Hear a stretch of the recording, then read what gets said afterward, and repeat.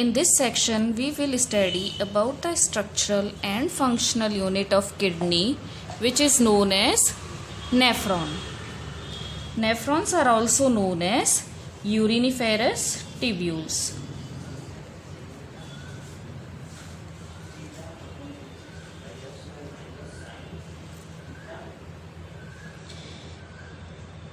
These uriniferous tubules, which forms the functional unit, excrete the waste from the blood. They are also known as renal tubules.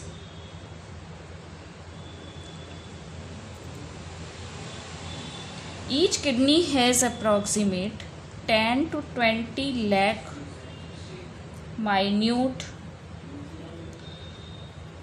long and coiled tubule.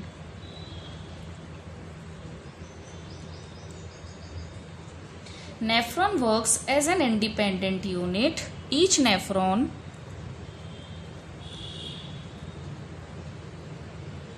works as independent unit.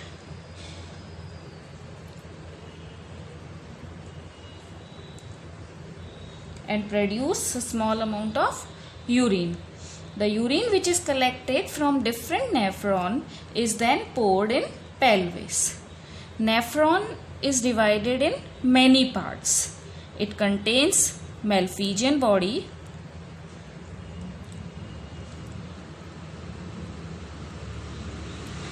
then PCT, proximal convoluted tubule, then loop of Henle, then DCT, that means distal convoluted tubule, and then collecting duct.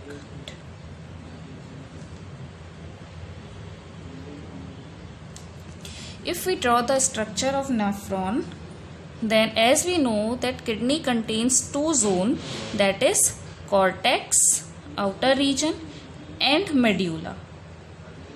So the first two part of nephron, that is Malpighian body and PCT, they are located in cortex region. Then loop of Henle is found in medulla. Again next DCT is found in cortex region. Let's see the diagram of nephron. Malpighian body consists of two parts, Bowman capsule and glomerulus. Bowman capsule is a cup-shaped structure.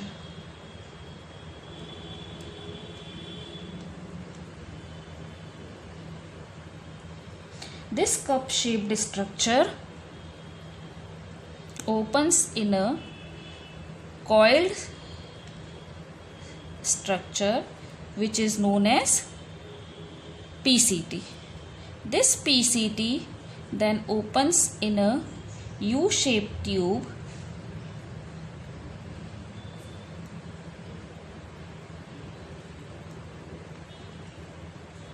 with broader end as compared to this, which finally again opens in a curved structure and opens in collecting duct. Here we find a tuft of capillaries like this. This curved shaped part is known as Bowman's capsule. This Bowman capsule contains capillaries, a network of capillaries. This part with tuft of capillary is known as glomerulus. Glomerulus receives the blood from renal artery.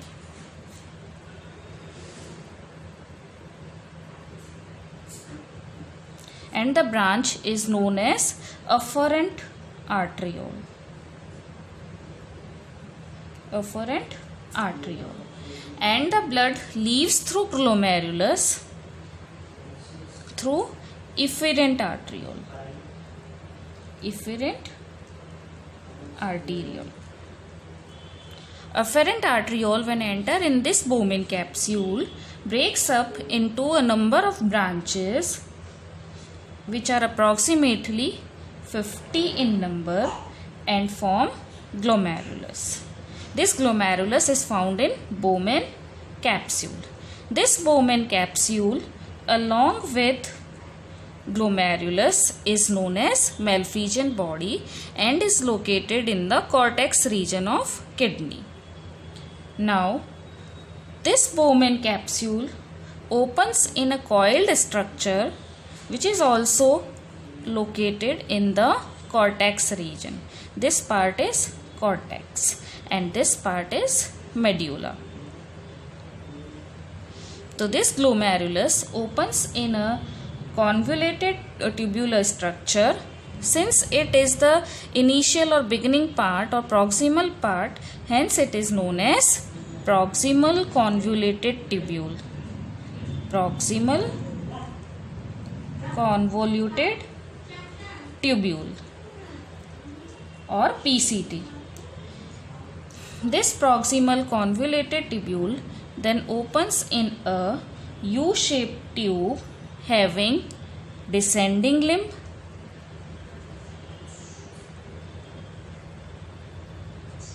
and ascending limb. Ascending limb.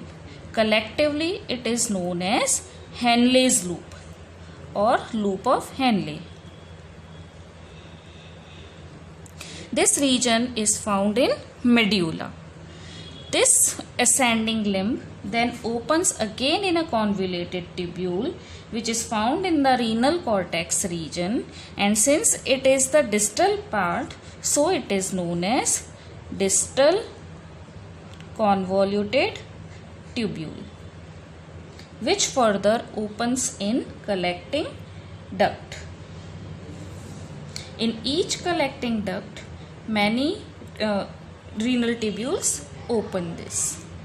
This is the structural and functional unit of kidney, and there are legs of nephron in each kidney which form the base and perform the function of excretion. Now we will study about each part in detail. First part of nephron is Malpighian body.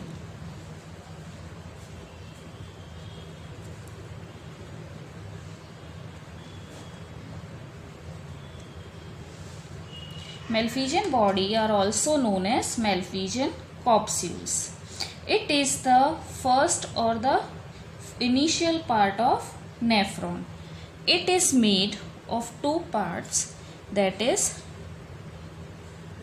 Bowman's capsule and glomerulus. Bowman capsule is a cup-shaped structure like this.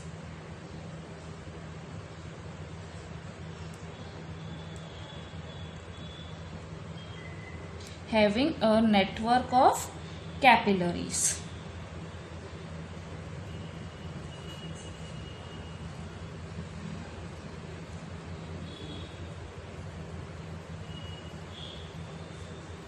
These tuft of capillaries form glomerulus. The wall of Bowman capsule is very thin and double layered.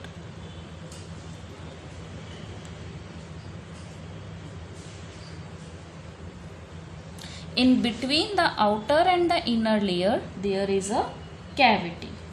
The inner layer, which is towards the capillary, is known as visceral layer. The outer layer or outer wall is known as parietal layer.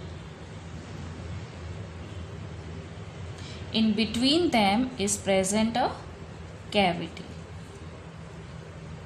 Now, this layer, that is the inner layer, this is formed of a special type of cells which are known as podocyte.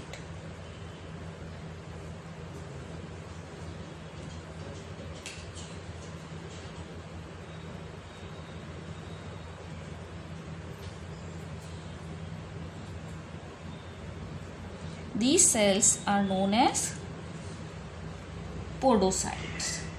The podocytes are known as podocyte because they are having structure similar to pseudopodia, like this.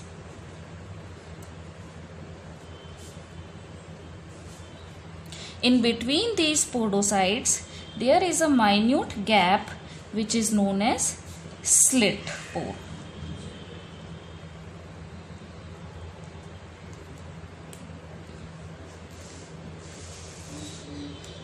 The membrane this podocyte membrane becomes very permeable due to the presence of these slit pores. The outer layer, that is parietal layer, is made up of squamous epithelial cells. The cavity is lumen cavity and is present in between these two layers, that is visceral and parietal layer. Glomerulus receives the blood from afferent arteriole.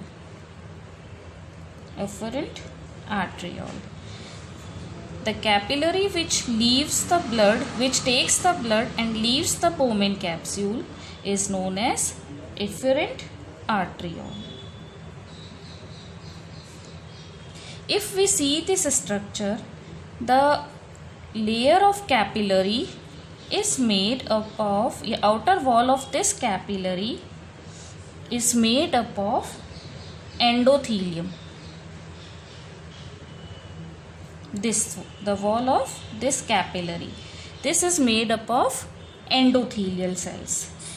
In between these endothelium also, there are minute pores which are known as fenestra. These are minute perforations. This layer is podocyte, having pseudopodia-like structure. This also have minute pores which are known as slit pore. In between these two layers is present one more layer which is known as basement membrane. These three layers collectively forms filtration membrane. Because the fluid which is coming, that is plasma or the waste coming from this, can be filtered from the pores which are present in between the layers. Since the impure blood is coming from the afferent arteriole and the diameter of afferent arteriole is much more as compared to efferent arteriole, so the liquid which is entering is more as compared to the liquid which is leaving. This creates increase in pressure. So the reason behind the filtration is that increased pressure. So the plasma comes from the fenestra, crosses the basement membrane, then pass through slit pore and enter in this cavity, that is the cavity of Bowman capsule.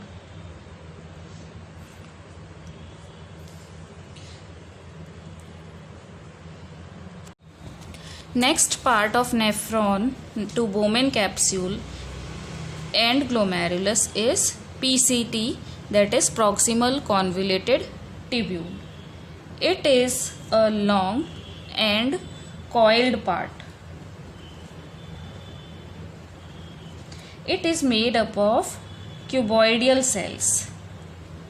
Cuboidal cells which have brush border,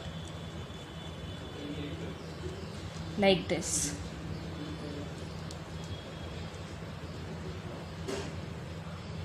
All the cells present here are having brush border. The reason behind this is that it increases the surface area for absorption. Surface area for absorption. active absorption takes place in this PCT. Active reabsorption.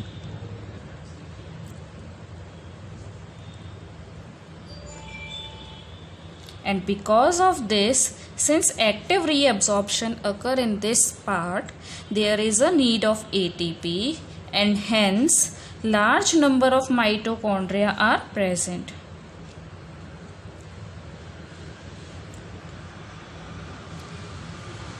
Large number of mitochondria are present in these cells.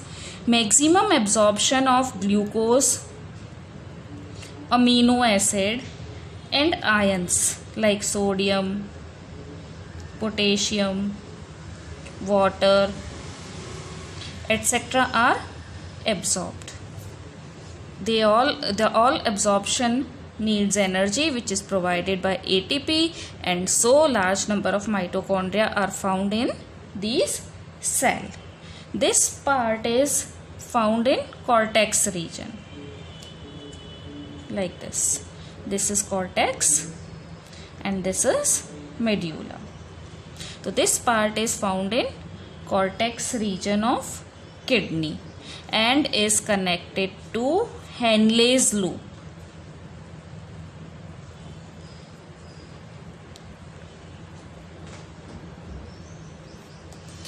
This is the second part of nephron. First part is Malpighian body. Second part is proximal convoluted tubule. Now, this proximal convoluted tubule opens in a U-shaped structure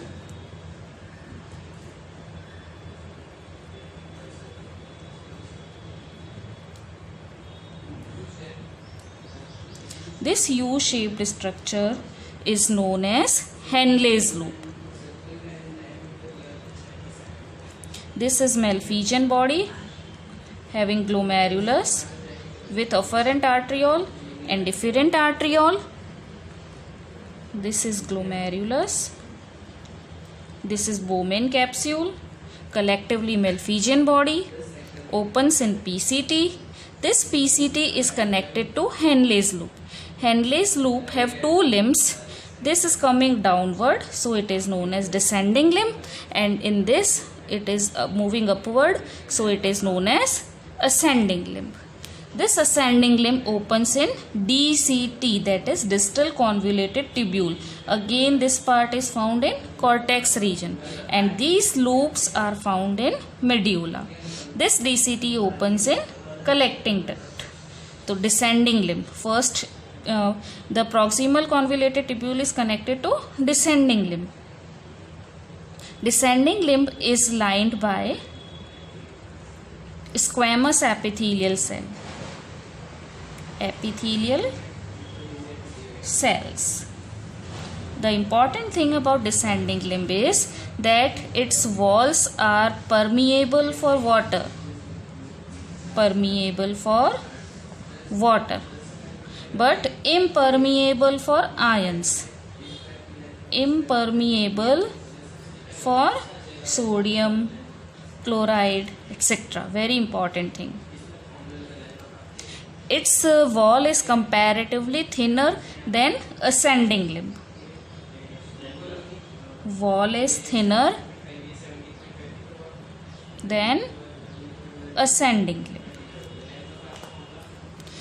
This descending limb is continued with ascending limb. This is the third part. Coming to fourth part, that is ascending limb.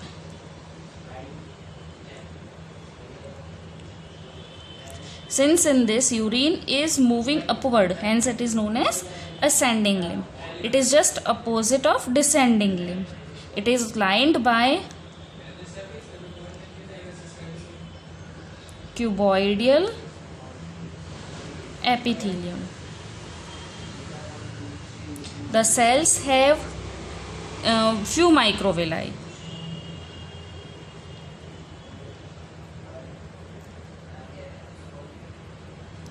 Its wall is comparatively thicker than descending limb.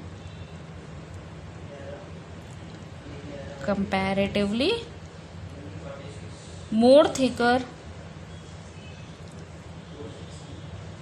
than ascending limb, and functionally it is impermeable for water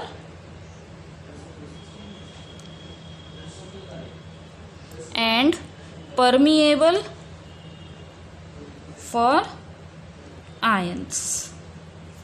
This region, both these regions are found in cortex.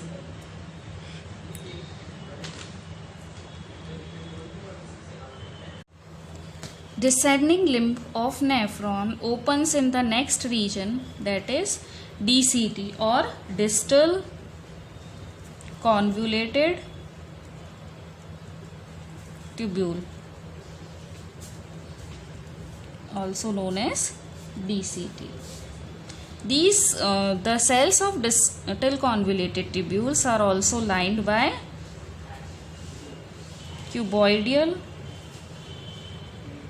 epithelial cells having microvilli, which increases the surface area for absorption. These cells are permeable for ions like sodium or potassium. This DCT opens in collecting duct.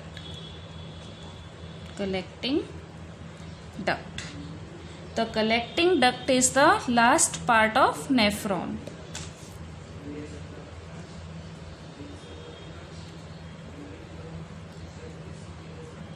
It is short, straight, tube-like structure. Like this Henle's loop is opening in DCT, which opens in collecting duct. In each collecting tubule, many renal tubules open. Collecting duct of many nephrons then opens in a large collecting duct.